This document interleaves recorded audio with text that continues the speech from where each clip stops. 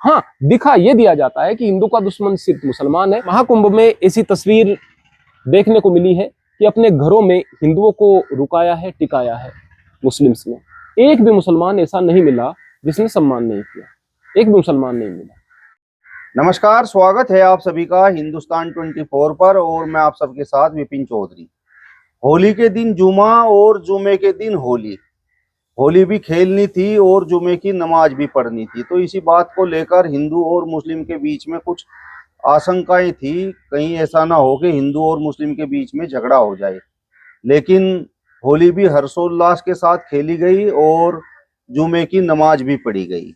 अब सवाल सबसे बड़ा यहाँ पर यह है कि आखिर जब देश में इस प्रकार का हिंदू मुस्लिम का भाईचारा है तो इस प्रकार की आशंकाएं आखिर क्यों थी।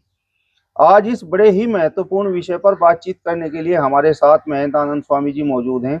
महाराज जी, बहुत बहुत स्वागत है आपका हिंदुस्तान 24 पर। आपका भी मंदिर में बहुत स्वागत है प्रियवर। महाराज जी, होली खेलते हुए लोगों पर मुस्लिम समाज के लोग फूल बरसा रहे हैं, उन्हें गुजिया खिला रहे हैं, तो इस तस्वीर पर आप क्या कहेंगे? देख करके अच्छा लगता है। मोहब्बत का परिणाम कभी भी गलत नहीं हो सकता है, बशर्ते मोहब्बत दिल से की जाए। आज अगर हम अच्छा प्रयास कर रहे हैं, उसको देखकर अगर कोई दूसरा व्यक्ति आगे और अच्छा प्रयास कर रहा है तो उसी से मुल्क ताकतवर होता है और समाज बेहतर होता है। तो जाहिर सी बात है, ये चीजें देख करके बहुत अच्छा लगा है। महाराज जी, होली के दिन जुमा था तो इस बात को लेकर आशंका थी कहीं ऐसा ना हो कि हिंदू और मुस्लिम के बीच में कुछ झगड़ा हो जाए। लेकिन होली का त्योहार भी मन गया और जुमे की नमाज भी पढ़ी गई, तो फिर इस प्रकार की आशंकाएं दिमाग में क्यों थी? अभी एक केस सामने आया था जिसमें अभी ये विश काम्बोज नाम के एक बंदे ने एक झूठा आरोप किसी व्यक्ति पर लगाने का प्रयास किया था कि इसने गाय काटी है, और उसको आरोप लगवाने वाला मुसलमान था। यानी मुसलमान भी झगड़ा करवाना चाहता था और हिंदू भी झगड़ा करवाना चाहता था। जो हिंदू है वो धर्म योद्धा बन रहा था। तो जाहिर सी बात है, ऐसे लोग भी तो होते हैं ना, जो कि समाज में नफरत चाहते हैं, जो लोगों को मरवाना कटवाना चाहते हैं। वो पुलिस मुस्तैद ना होती तो उस कोशिश में वो कामयाब हो जाते। लेकिन यहाँ से केवल एक बात का पता चलता है कि जो प्रशासन की अपनी आशंका है वो प्रशासन को होनी चाहिए और प्रशासन को इंतजाम करना चाहिए। क्यों करना चाहिए? क्योंकि इस तरह के लोग भी होते हैं और दोनों समुदाय में होते हैं जो झगड़ा करवाना चाहते हैं। ऐसे लोग भी हैं जो अमन चाहते हैं, मोहब्बत चाहते हैं। ऐसे लोग बल्कि ज्यादा हैं, वो लोग हैं जो कि इस अमन का पैगाम दे रहे हैं, जिन्होंने इस तरह से सुंदर तरीके से इस होली को मना करके यह संदेश दिया है कि हम लोग भारतीय हैं और हमारे लिए हमारा देश प्रथम है। तो जो सरकार सख्ती करती है वो ऐसे लोगों के खिलाफ करे जो गलत कर रहे हैं, और जो जनता है वो प्रेम का संदेश दे। इसी से भारत बढ़ेगा, इसी से भारतीयता बढ़ेगी।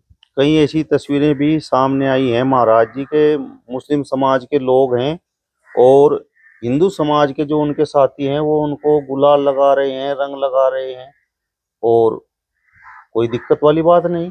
दिक्कत मर्जी के बगैर होती है। जहां मर्जी है, एक मुसलमान भाई चल करके आया, भाई मुझे तो आपके साथ में रंग लगाना है, तो उससे उनका ईमान नहीं टूट जाएगा। अगर कोई सूखी चीज है तो उससे तो कोई, उसमें तो कुछ गंदगी वाली बात है ही नहीं ना। अगर कोई नापाक होगी, गीली चीज ही हो सकती है, सूखी चीज नहीं है। साफ सुथरे तरीके से दोनों एक दूसरे के गले मिल रहे हैं, एक दूसरे को रंग लगा रहे हैं। मैं तो यहाँ पर ऐसे मुल्ला मौलवियों से जरूर कहना चाहूंगा कि आप बात बात पर अगर इस्लाम को कहते हैं कि इससे इस्लाम को खतरा, इससे इस्लाम को खतरा, उनसे, उन चीजों से इस्लाम को खतरा नहीं है। अगर आप इस तरह के बयान दोगे तो इन बयानों से इस्लाम को खतरा हो जाएगा। ना तो इस्लाम इतना कमजोर, ना हिंदू धर्म इतना कमजोर, कोई धर्म इतना कमजोर नहीं होता कि छोटी छोटी चीजों से खतरा आ जाए। खतरा तो नफरतों से होता है, धर्म को प्रेम से खतरा नहीं हो सकता है। बोले कि किसी त्योहार का प्रसाद नहीं खाना चाहिए, अरे भाई प्रसाद तो सामने वाला प्यार से दे रहा है और खाने वाला अगर प्यार से खा रहा है और उन चीजों में कोई ऐसी शंका उन्हें नहीं है कि इसमें कोई ऐसी चीज मिली हुई हो सकती है जो कि गलत हो, तो खा लें, कोई दिक्कत नहीं। और अगर प्रसाद नहीं खा पा रहे, एक दूसरे को बधाई दे रहे हैं, गले मिल रहे हैं, उतना कर लें, बहुत अच्छी बात है। तो मेरा कहने का मतलब यह है कि जो भी धर्म के रहनुमा लोग बाग हैं वो कोई भी बयान ऐसा न दें जिससे कि आपसी दरार बढ़े। जो तस्वीर सामने आई है, इस तरह की तस्वीर अगर भारत की आती रही तो मुझे तो लगता है कि लोगों के दिलों में फर्क आएगा और शायद ये जो नफरत करने वाले लोग हैं ये लोग नाकामयाब होंगे और जो भारत है वो मजबूत होगा, हमारे देश की एक अलग तस्वीर बनेगी। मुस्लिमों को अपना भाईचारा सिद्ध करने के लिए क्या इससे भी और आगे जाकर कुछ कदम उठाने पड़ेंगे? न केवल मुस्लिमों को, हिंदुओं को भी। देखो, अगर एक व्यक्ति भाईचारा साबित करता रहे और दूसरा व्यक्ति उसका प्रत्युत्तर न दे, तो फिर उस व्यक्ति का साहस टूटता है। एक कदम आप मोहब्बत की तरफ चले तो 2 कदम मैं चलूं, सामने वाला फिर 3 या 4 कदम चले, फिर मैं 7 या 8 कदम चलूं, तो आप करीब आ जाओगे। एक व्यक्ति ने एक कदम बढ़ाया और उसके पीछे आपने शंका जाहिर कर दी, तो वो कदम भी पीछे हट जाएगा और मोहब्बत का जो अंकुर फूटा था, वो परवरिश उसकी होकर के पेड़ बनता उससे पहले ही सूख जाएगा। बात यह है कि अच्छे जो प्रयास हैं उनकी सराहना होनी चाहिए। वर्तमान में ऐसा हो रहा है कि अगर 2 लोग नफरत करते हैं, इसमें से एक व्यक्ति इसकी तरफ चलता है, तो ये व्यक्ति कहेगा कि हमसे डर करके चला है ना। अभी हमारी सरकार है, अभी हमारी स्थिति है, हम ताकत में हम जाग गए, इसलिए डर करके चला है। यही बात है महाराज जी। मैंने कई कमेंट ऐसे पढ़े हैं कि जिन लोगों ने, मुस्लिमों ने फूलों की वर्षा की, अपने हिंदू भाइयों को होली खेलते हुए गुजिया खिलाई, और कुछ मुस्लिमों की जो तस्वीरें सामने आई जिन्होंने गुलाल वगैरह लगवाने से भी परहेज नहीं किया। तो हिंदुओं का तर्क ये था कि अब यूपी में योगी महाराज की सरकार है और देखो अब ये मुस्लिम किस तरीके से डर रहे हैं। अभी अगर कोई सवर्ण हिंदू है, वो दलितों के यहाँ जाकर के खाना खाता है, उनके साथ घूमता है, बैठता है, फिरता है, गले लगाता है, तो हमारे दलित बंधु भी कहते हैं कि तो हमारे बाबा साहब से डरे हुए हैं। तो उन सवर्णों को कैसा लगता है कि इनको ये कैसी मजाक की बात कह रहे हैं, हम तो मोहब्बत के लिए गए थे। उनका दिल भी टूटता है। ठीक ऐसी स्थिति है। हाँ, ऐसा हो सकता है कि कुछ लोग डर भी गए हों, मैं ये नहीं कहूंगा कि कुछ लोग डर भी गए हों। अगर कुछ लोग डरे हुए भी होंगे तो कुछ लोग ऐसे भी होंगे जो कि मोहब्बत से भरे हुए हैं। अगर मोहब्बत से भरा हुआ एक है और 10 लोगों में से मोहब्बत से भरा हुआ एक है और 9 लोग डरे हुए हैं ना, तो आपको हक नहीं कि उस एक मोहब्बत से भरे हुए व्यक्ति का दिल तोड़ दें, क्योंकि उस मोहब्बत से भरे हुए दिल में ही परमात्मा का वास होता है।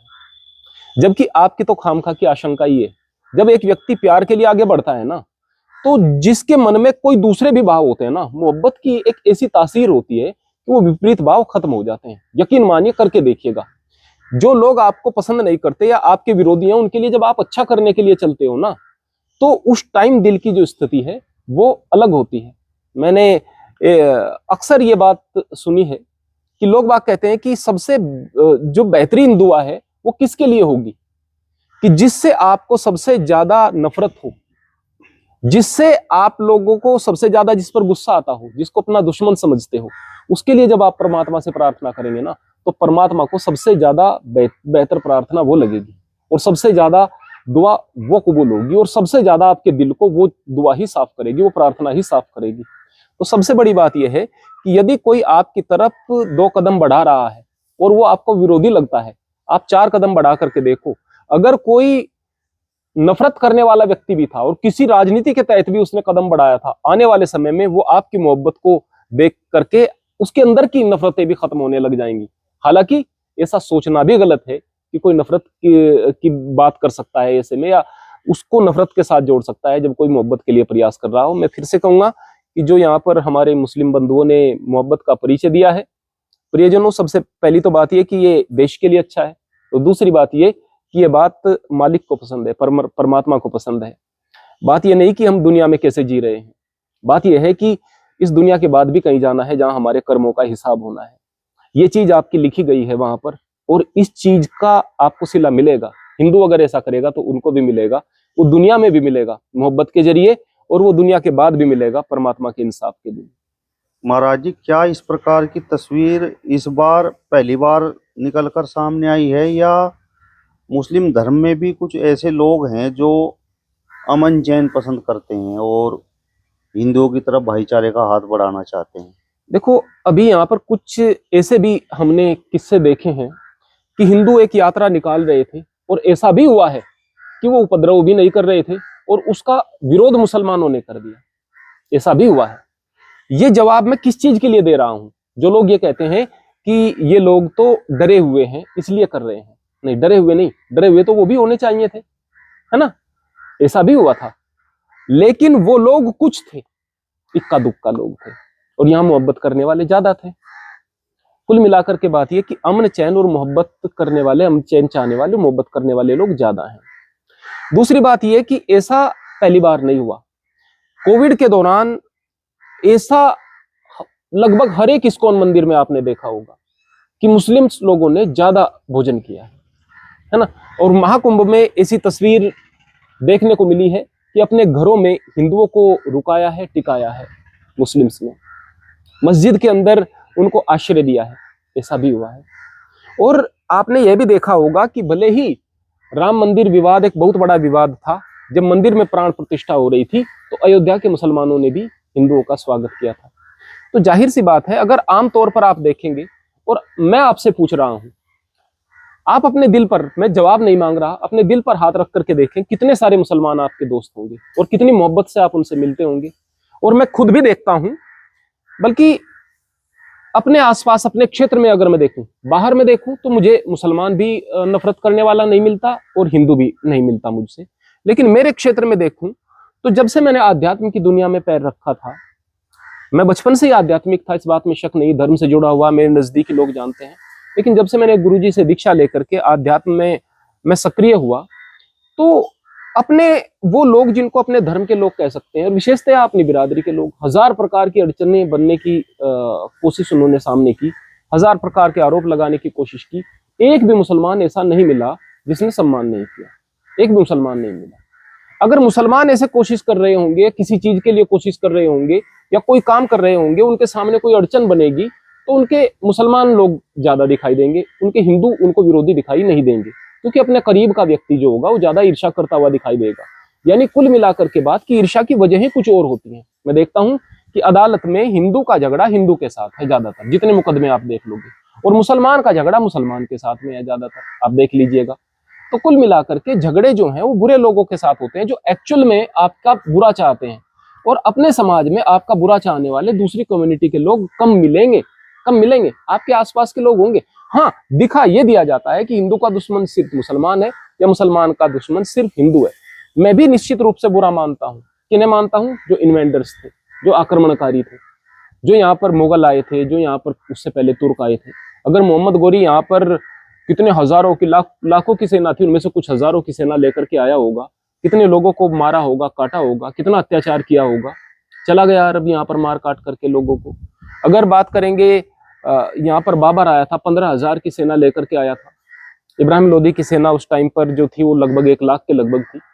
तो इतनी कम सेना लेकर भी उसने किस कदर की मारकाट यहाँ पर की होगी और किस तरह से यहाँ पर जो है उत्पात मचाया होगा। मैं ऐसे लोगों को बिल्कुल पसंद नहीं करता, लेकिन उन इन्वेंडर्स की तुलना यदि आप अपने इन लोगों से कर रहे हो जो आपका ही खून है, आपकी बिरादरी से हैं, आपकी जाति से हैं, या जाति तो सबकी भारतीय है, सबका खून एक है, सबका डीएनए एक है, इनसे यदि आप उनकी तुलना कर रहे हो तो निश्चित रूप से यह मानसिक गुलामी या बौद्धिक गुलामी का प्रतीक है, बौद्धिक दिवालियापन का प्रतीक है। एक बात मैं मुसलमानों से और भी कहना चाहूंगा कि अक्सर मुसलमान, जैसे कि अभी छावा मूवी आई थी, मैं कहूंगा कि मेरा बड़ा दिल दुखा था उसको देख करके, जिस तरह से अत्याचार हुए संभाजी महाराज पर। भले ही लड़ाई वो राजनीतिक थी, लेकिन इस तरह के अत्याचार बहुत ज्यादा किए हैं मुगलों ने। केवल उसको छोड़ दीजिएगा संभाजी महाराज को, बात चाहे 4 साहिबजादों की हो, बाबा फतेह सिंह, बाबा जोरावर सिंह की हो, उनको दीवार में भी तो चिनवाया गया था ना। गुरु तेग बहादुर जी का शीश भी तो कलम कर दिया गया था ना। गुरु अर्जुन देव जी को तख्ती तवी पर भी तो बैठा दिया गया था ना। उनको देग में उबाला भी तो गया था ना। तो भाई वो करने वाले वो लोग थे जो हमारे, वो मुसलमान नहीं है हमारे आसपास के हैं, वो मुसलमान उससे जोड़कर देखने लगते हैं। हमारा बादशाह आलमगीर ये था, वो था, ये था, हमारे बादशाह मुगल ये थे। अरे भाई, वो आप लोगों पर भी अत्याचार करने वाले थे, हम पर भी, है ना। तो मैं यहाँ पर इनसे केवल एक बात हिंदुओं से ये कहना चाहूंगा कि वो आक्रमणकारी थे। आप मुसलमान से नफरत उनकी वजह से नहीं कर सकते। और मुसलमानों से एक बात कहूंगा कि आप उनके नजदीक अपने आप को कहकर और हम लोगों से अपने आप को दूर करके ये अच्छी बात नहीं सोच रहे। आप और हम में कोई फर्क नहीं है।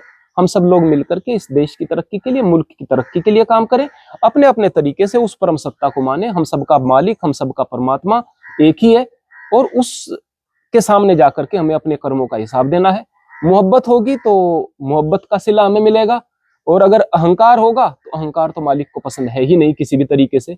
वो मालिक की जात इतनी बड़ी है कि उसके सामने कोई कुछ नहीं होता है। आज आप बहुत बड़ी ताकत में हैं, कल कमजोर हो सकते हैं, कल आप कमजोर थे, आज ताकतवर हो सकते हैं। ये इस तरह की स्थिति चलती रहती है। अपनी अपनी जहनियत को खराब मत करो, अपनी मानसिकता को खराब मत करो, मोहब्बत से भर करके सही दिशा में सोचो। चलिए, तो महंत आनंद स्वामी जी को आपने सुना। फिलहाल इस वीडियो में बस इतना ही। अगली वीडियो में फिर आपसे मुलाकात होगी, तब तक बने रहिए हिंदुस्तान 24 के साथ। नमस्कार।